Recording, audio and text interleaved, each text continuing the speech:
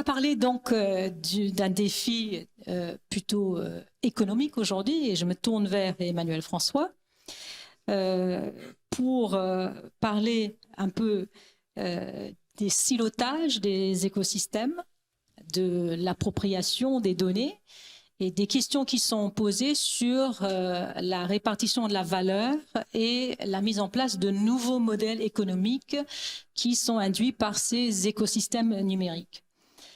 Alors, ma question est plus simple ici, mais beaucoup plus générale. Emmanuel, est-il possible de prendre en main son avenir numérique ? Première question. Deuxième question, comment gérer les questions de l'impact environnemental posé? Je pose une question, je ne sais pas si vous le savez ce que c'est, mais qu'est-ce qu'un coma numérique? On n'arrête pas de parler des comas numériques, on parle de data space aussi. Pourquoi avons-nous besoin d'un coma numérique, par exemple? En fait, on va inéluctablement, qu'on le veuille ou pas, vers un monde hyper connecté. Beaucoup vous diront, mais est-ce que c'est nécessaire? Ça consomme de l'énergie. Il y a ces problèmes de cybersécurité, de liberté, d'éthique. Mais en fait, voilà, la réponse que je fais, et même si on est dans une impasse, il faut le savoir, c'est qu'on est bientôt 10 milliards d'habitants, et à 10 milliards, on ne peut pas gérer de manière, au niveau société, les enjeux qu'on a de vie en société sans le numérique. Ce n'est pas possible, c'est juste impossible. Et donc, il faut faire avec. Alors, le numérique, ça n'a que 40 ans. C'est rien par rapport à l'échelle de l'humanité. Mais on va vers ce monde hyper connecté où tout individu, tout bâtiment, toute infrastructure, toute mobilité, tout citoyen sera connecté et interagit en temps réel. Interagit en temps réel, c'est fondamental. Alors vous allez me dire, mais la donnée dans cette histoire, eh bien la donnée, effectivement, on est resté aujourd'hui sur des modèles très traditionnels, très verticaux, parce que notre société est organisée de manière silotée. On a des ministères, X ministères. Je ne vais pas faire comme le président argentin qui enlève tous les ministères. Mais c'est vrai que ça peut être une anecdote qu'on peut effectivement s'interroger, parce qu'effectivement, l'organisation de notre société est en silo. Et si on parle du bâtiment, de la ville, ou de l'organisation même d'une ville, elle est en silo. Il y a l'éclairage, la sécurité, il y a le chauffage, l'énergie, l'eau, l'assistance aux personnes dépendantes, etc., etc. Et alors que la donnée, puisqu'on dit que la donnée, effectivement, est au cœur des sujets, elle est inodore. Elle n'a pas d'appartenance. Et ce que je vous dis ici, c'est fondamental. Parce que ça remet en cause l'ensemble des modèles d'affaires qui existent aujourd'hui et qui régissent l'économie mondiale. Et aussi l'organisation de notre société. C'est également, ça remet en cause les organisations professionnelles qui sont derrière ces modèles d'affaires. Il faut le savoir. Et aujourd'hui, c'est un vrai sujet. Parce qu'en fait, chacun va essayer de défendre son intérêt, sa donnée, en disant que c'est ma donnée. C'est la donnée du monde de l'électricité, c'est la donnée du monde de la santé, c'est la donnée du monde de l'eau. Alors qu'en fait, cette donnée, elle est inodore. Je vous donne des exemples. Donnée d'un compteur d'eau, elle peut être utile pour l'énergie et vice-versa. La donnée de santé, elle peut être utile pour plein d'autres sujets. La donnée d'un détecteur de présence pour la sécurité peut être utile pour le chauffage, pour l'éclairage, pour plein d'autres choses. Or, qu'est-ce qui se passe aujourd'hui? Puisqu'on est encore organisé en silo, chacun y va de son infrastructure, de ses capteurs, de ses actionneurs, de ses systèmes de gestion des données en silo, en disant je capte les données et comme ça je serai le maître du monde ou le maître de mon environnement. Or, comme l'a dit Myriam, on parle d'écosystème, on fait tomber tous les silos. Et donc ça fait remettre en cause l'ensemble des modèles. Alors maintenant vous allez me dire, mais qu'est-ce qui se passe? Comment les sociétés réagissent? Eh bien, regardez autour de vous. Les sociétés, elles n'ont plus qu'un seul mot à la bouche, SaaS. software as a service. Ils s'en foutent complètement si c'est une bagnole, si c'est un bâtiment, si c'est que sais-je. Ils veulent la donnée et faire du business autour de la donnée. Carlos Tavares, au CES, a dit « Je veux faire l'année prochaine, ou dans 2 ans, 3 milliards de chiffre d'affaires uniquement sur la donnée qui vient des véhicules. » Mais comme l'a dit Casey, cette donnée, elle appartient à qui? On est sur de l'usage de la donnée, sur de l'appropriation de la donnée. Et donc, est-ce que Carlos Tavares a le droit de vouloir faire 3 milliards exclusifs de chiffre d'affaires sur des données qui viennent de véhicules qui ont été payés par des personnes? C'est fondamental. C'est comme si moi, aujourd'hui, je disais, je prends une photo de monsieur et je dis, la photo m'appartient. Ah non, c'est ça, son visage. C'est mon appareil photo, mais c'est son visage. Elle ne m'appartient pas. Pareil pour une sonde de température. Si je m'appelle opérateur énergétique, je mets une sonde de température pour faire de l'effacement énergétique.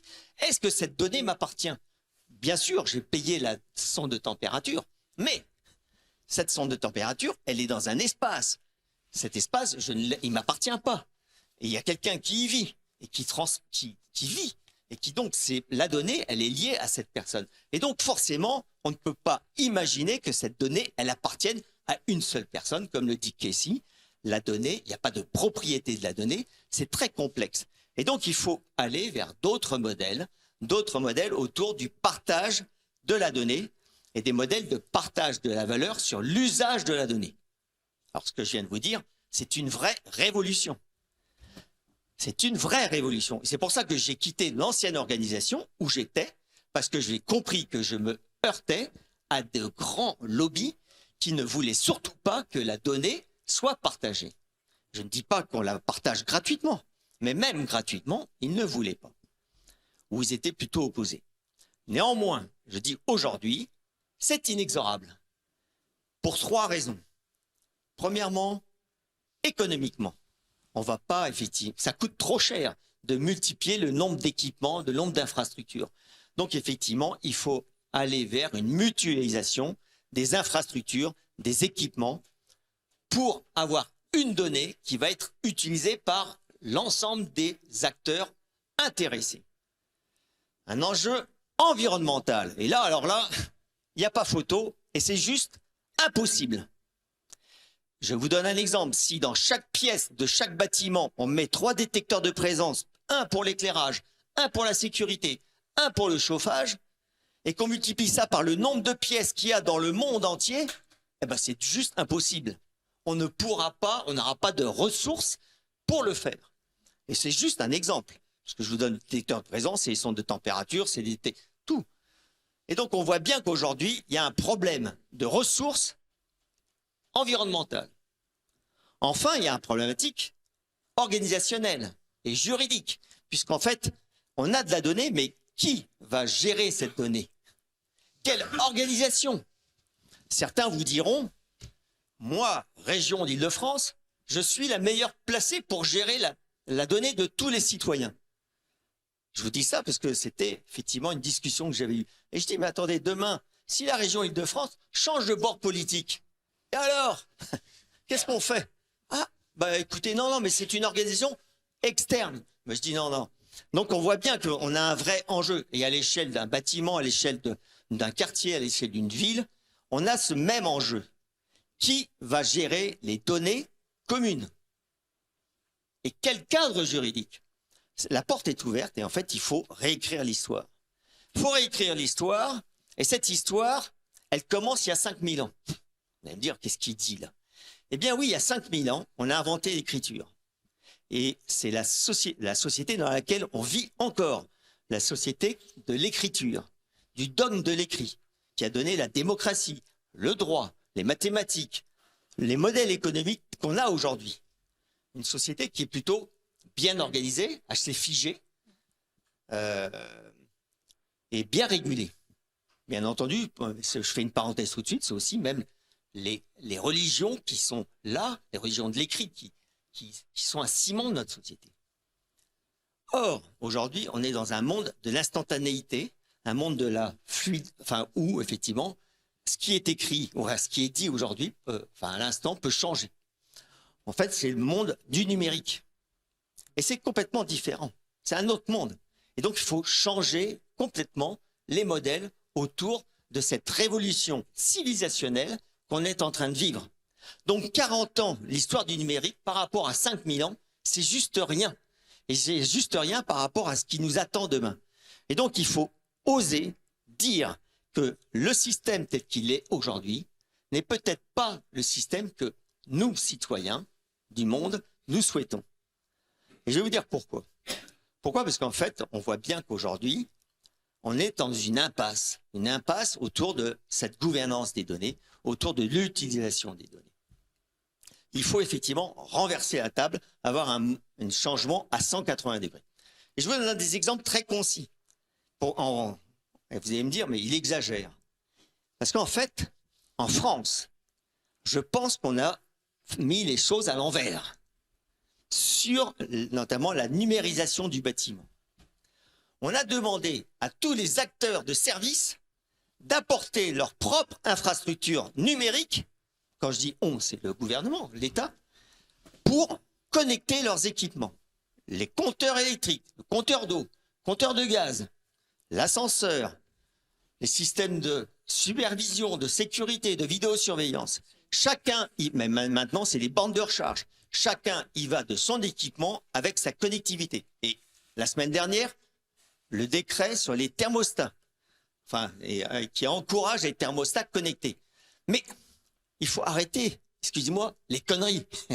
Parce qu'en fait, c'est complètement contre ce que je viens de vous dire. Pas économique, pas écologique. Et il y a une problématique de gouvernance des données. Ces données, elles partent dans le cloud d'opérateurs et vous ne perdez la maîtrise de vos données. Et donc, vous, citoyens, vous n'avez pas maîtrise de vos données. Vous, gestionnaires de bâtiments, vous n'avez pas la maîtrise de vos données.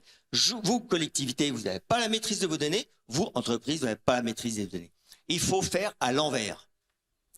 Par exemple, à l'échelle du bâtiment, c'est mettre en place une infrastructure numérique, comme il y a eu quand on a électrifié les bâtiments ou déployé un réseau d'eau, une vraie infrastructure liée au bâtiment, avec un gestionnaire de l'eau, de l'électricité, et bien maintenant un gestionnaire des données, qui a la confiance à la fois des citoyens, des privés, des publics et des entreprises. C'est fondamental. Et c'est vrai que c'est un vrai sujet. Et alors, Casey parlait de commun numérique. Eh bien, c'est exactement ça. Les communs numériques, c'est cette fameuse infrastructure numérique. C'est pas uniquement la fibre. C'est comment je récupère les données des différents équipements connectés, comment je le stocke, comment j'assure la confidentialité des données, comment j'assure la sécurité des données, comment je partage ces données, comment effectivement on organise l'économie de partage autour de l'usage des données. C'est un vrai changement. Même aujourd'hui, je plaide pour une sorte de tiers des États de la donnée ou du numérique. Un organisme qui n'est pas étatique, public, ni privé, qui est entre les deux, avec une gouvernance partagée. Et c'est pour ça que, depuis 2 ans, on a travaillé sur une réécriture des droits de l'homme, parce que quand vous lisez les droits de l'homme, cette dimension numérique n'existe pas. Or, on parle de double numérique, de jumeaux numériques. Mais on voit bien que, on parle du BIM, tu vas parler du BIM, on voit bien que ce jumeau numérique aujourd'hui, c'est lui qui a l'emprise sur le monde physique. Donc si on ne définit pas les règles de ce monde numérique, eh bien, on perd la maîtrise du monde physique, dont les problématiques de sécurité, entre autres, ou d'éthique. Eh bien, c'était l'objet de réécriture de ce monde, de ces droits de l'homme, en introduisant des amendements sur les règles qui vont gérer ce monde numérique. On en reparlera tout à l'heure. Je pense que j'ai presque tout dit, mais c'est vrai que c'est un vrai changement. Je vous invite effectivement à réfléchir là-dessus, on va revenir dessus. Et si, le dernier sujet, c'est que c'est aussi fondamental, puisque tout à l'heure vous en avez parlé, c'est pour aller dans ce sens-là, donc la réécriture des droits de l'homme et tout récemment, une charte sur l'usage des données. Et c'est une charte de confiance sur l'usage des données. Alors, on l'a faite en 10 points et on l'a appelée Data for You. Data for You pour vous, mais aussi You pour l'usage des données. Et c'est fondamental et une charte qui va traiter de plusieurs points comme le consentement éclairé, la transparence et sécurité des données, la traçabilité assurée, l'usage éthique des données, la mutualisation des données ou encore la rétribution éclairée sur l'usage des données. Cette charte a été écrite il y a 2 mois. Elle vient d'être signée par la ville de Nevers qui va décider d'intégrer cette charte dans tous ses appels d'offres en demandant à tout prestataire de service qui va utiliser les données de la ville ou des citoyens de respecter cette charte qui deviendra demain, j'espère, un référentiel. Mais d'autres villes sont en train de suivre cet exemple. Et mon objectif, c'est que chaque citoyen demande à chaque prestataire, à commencer par les organisations, enfin les sociétés qui vous portent de l'énergie, de l'eau, ou de la santé, ou que sais-je, de respecter cette charte.